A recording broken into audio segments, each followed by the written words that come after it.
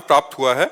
लेकिन जब कुंडली देखकर किसी घटना होने की आकांक्षा या समय कष्ट वाला प्रतीत होता है तो अब एक सवाल मन में उत्पन्न होता है कि जो भी हरि ने लिखा है उसमें हमारा अच्छा ही होगा। तो प्रभु, यदि हम किसी ग्रह की शांति या उपाय करते हैं तो क्या वो हमारे प्रारब्ध को अगले जीवन के लिए तैयार कर रहे हैं? मतलब क्या वो प्रारब्ध हमें अगले जीवन में भोगना पड़ेगा या उस नहीं, जैसे नहीं, जैसे हमारे ऊपर कोई अनिष्ट आने वाला है, हमको पता चला कि ज्योतिष शास्त्र इसीलिए भगवान ने रचा है कि उसके द्वारा हमको पता चलता है कि 1 महीने के अंतर्गत कोई घटना घटेगी, क्योंकि आपका ग्रह नक्षत्र अमुक अमुक जगह ऐसे आया है।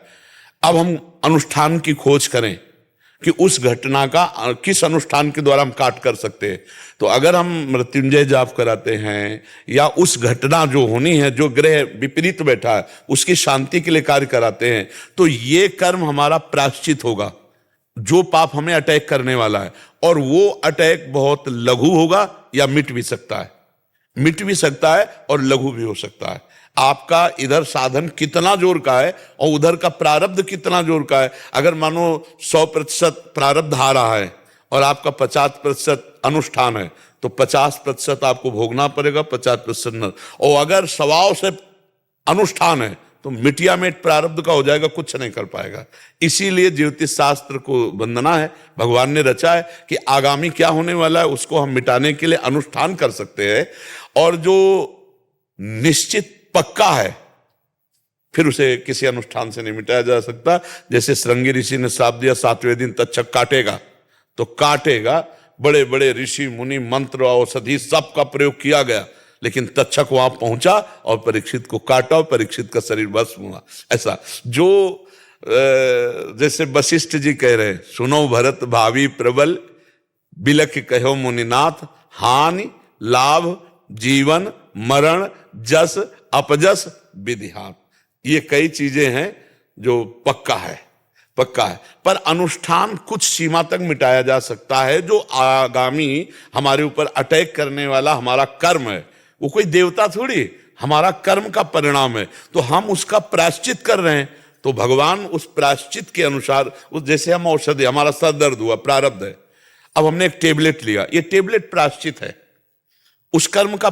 बोले वो हो आराम मिल गया, तो उस टेबलेट ने, जो हमने टेबलेट पाया, वो हमारा प्रायश्चित हुआ, दवा हमारी प्रायश्चित हो गई। तो उस कर्म को अटैक करके और उसने उसको शांत किया।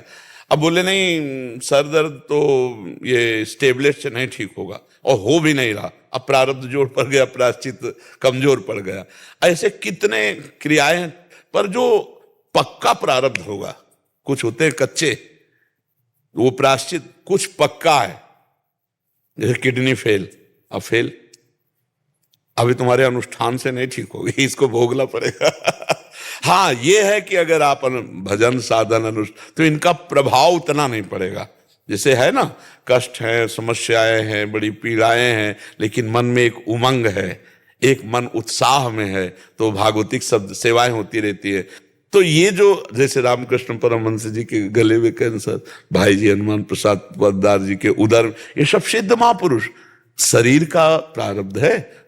और मुझे यही मन में आता है कि जैसे मतलब जब हरि ने लिखी रखा है ना, हाँ, तो किसी, तो ये सबके मन में नहीं आता, ये पवित्र मन में। जैसे अपने लोग है ना, तो इसके विषय में सोचते ही नहीं कि भगवान ने ऐसा, वो आपका जोई प्यारो करे सोई मोहि भावे। हमें सोच ये है कि हमारी सोच कहीं जाए ना, केवल आप में लगी रहे। सोच इतनी है कि बिसरी हो ना बिसारी हो, यही दान मोहि देव, श्री हरिवंश के लाड़िले मोहि अपनी कर लियो। चाहे जैसे रखो मैं आपका हूं, पर आपको भूलूं नहीं, बस ये बात रहे, है नहीं। तो यही ये पवित्र हृदय में आता है। और जो देखो विधान है, तो भगवान अवतार लेकर दिखाया ना विधान, राम अवतार में, कृष्ण अवतार में विधान को दिखाया। पिता दशरथ जी का मरण, वनवास जाना, सीता जी का हरण होना, ये सब भगवान ने दिखाया नहीं दिखाया? तो भगवान ने दिखाया कि देखो मानव देह संघर्षमय है, इसका नाम मृत्यु लोक है, यहाँ समस्या ही समस्या है।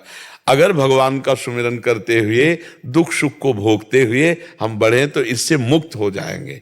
अब हम दुख ही सुख मिटाने में पूरा भजन और लगा दें तो हमारा जो जन्म हुआ भगवत प्राप्ति के लिए, उसके लिए हमारे पास क्या रह जाएगा। इसलिए बड़े बड़े संत शरीर के कष्ट भोग लेते हैं और भजन को भगवत प्राप्ति के लिए, तो अनंत जन्मों की बिगड़ी समाप्त हो जाती है।